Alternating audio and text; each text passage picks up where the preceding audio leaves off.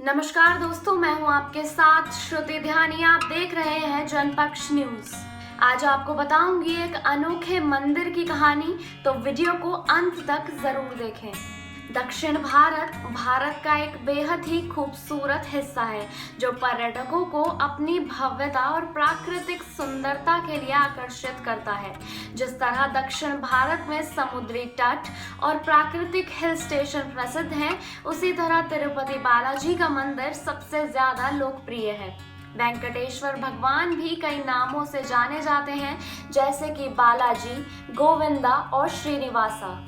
तिरुपति बालाजी का मंदिर आंध्र प्रदेश के चित्तूर जिले में है। इस मंदिर को भारत का सबसे धनी मंदिर माना जाता है, क्योंकि यहाँ पर रोज करोड़ों रुपए का दान आता है। साथ ही यहाँ पर अपने बालों का दान करने की भी परंपरा है। इसके अलावा भी बालाजी में कुछ बातें ऐसी हैं जो सबसे अनोखी हैं। तिरुमाला पर्वत शेषाचलम पर्वत रेंज का ही एक भाग है। यह पर्वत समुद्री सतह से 853 मीटर यानी 2799 फीट की ऊंचाई पर है। इस पर्वत की 7 चोटियां भगवान आदिशेष के 7 सिर को दर्शाती हैं। इन 7 चोटियों को शेषाद्री, नीलाद्री, गुरुदाद्री, अंजनाद्री, वृषभाद्री और वेंकटाद्री कहा जाता है।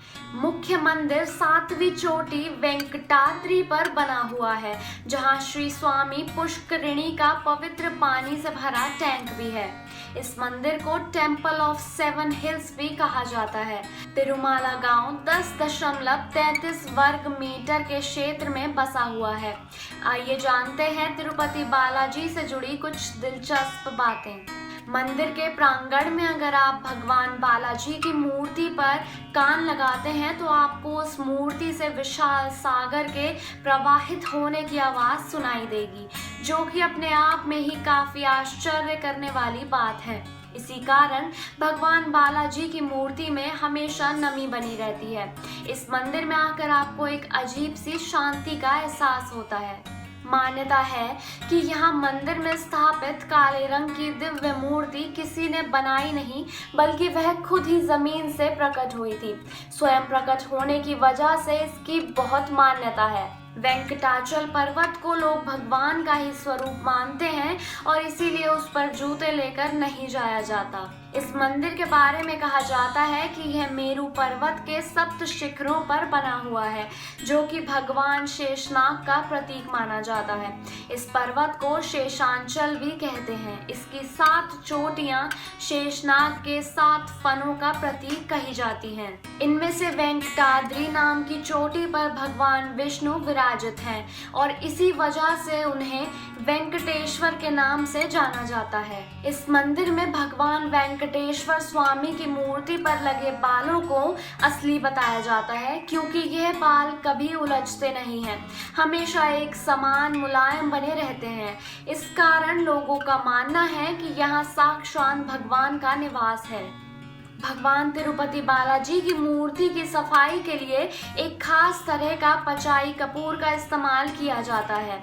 यदि इस कपूर को पत्थर या दीवार पर रगड़ा जाए तो वह उसी समय चटक जाता है, लेकिन भगवान बालाजी की मूर्ति को इस कपूर से कुछ भी नुकसान नहीं होता है। हफ्ते में गुरुवार के दिन भगवान तिरुपति बालाजी को पूर्ण रूप से चंदन का लेप लगाया जाता है और जब इस लेप को साफ किया जाता है तो मूर्ति में खुद ब खुद लक्ष्मी की छूती सी प्रतिभा उभर आती है। यह बात आज तक एक रहस्य बनी हुई है कि आखिर ऐसा कैसे हो सकता है। तिरुपति बालाजी की यात्रा के कुछ नियम भी हैं। नियम के अनुसार तिरुपति के दर्शन से पहले कपिल तीर्थ पर स्नान करके कपिलेश्वर के दर्शन करना चाहिए। फिर वेंकटाचल पर्वत पर जाकर बालाजी के दर्शन करें। वहां से आने के बाद तिरुचानूर जाकर पार्वती के दर्शन करने की परंपरा मानी जाती है। मंदिर में चढ़ाए गए जितने भी फूल पत्ती होते हैं, उन्हें भक्तों को ना देकर मंदिर में ही स्थित एक कुंड में बिना पीछे देखे विसर्जित कर दिया जाता है। मंदिर में चढ़ाए उन फूलों को भक्तों द्वारा अपने पास रखना अच्छा नहीं माना जाता है। मंदिर के मुख्य द्वार के दरवाजे के दाईं तरफ एक छड़ी रखी है। कहा जाता है कि इस छड़ी से ही उनके बाल रूप की पिटाई की जाती थी, जिससे एक बार उनके मुख के नीचे ठोड़ी पर चोट लग गई थी। इसीलिए ही उनके घावों को भरने के लिए पुजारियों द्वारा उनकी ठोड़ी पर चंदन का लेप लगाया जाता है। तिरुपति बालाजी के मंदिर में एक दिया लंबे समय से जलता आ रहा है, परंतु ये अभी तक खुलासा नहीं हुआ कि आखिर यह दिया बगैर घी तेल के कैसे जलता रहता है। तो यह थी तिरुपति बालाजी के मंदिर की कुछ अनोखी बातें। अगर आपको ये वीडियो अच्छी लगी तो इस वीडियो को लाइक और मेरे चैनल को सब्सक्राइब करना बिल्कुल ना भूलें। ऐसी ही और वीडियोस देखने के लिए प्रेस कर लीजिए बेल बटन को, ताकि मेरी आने वाली वीडियोस की जानकारी आपके पास सबसे पहले पहुंचे। धन्यवाद।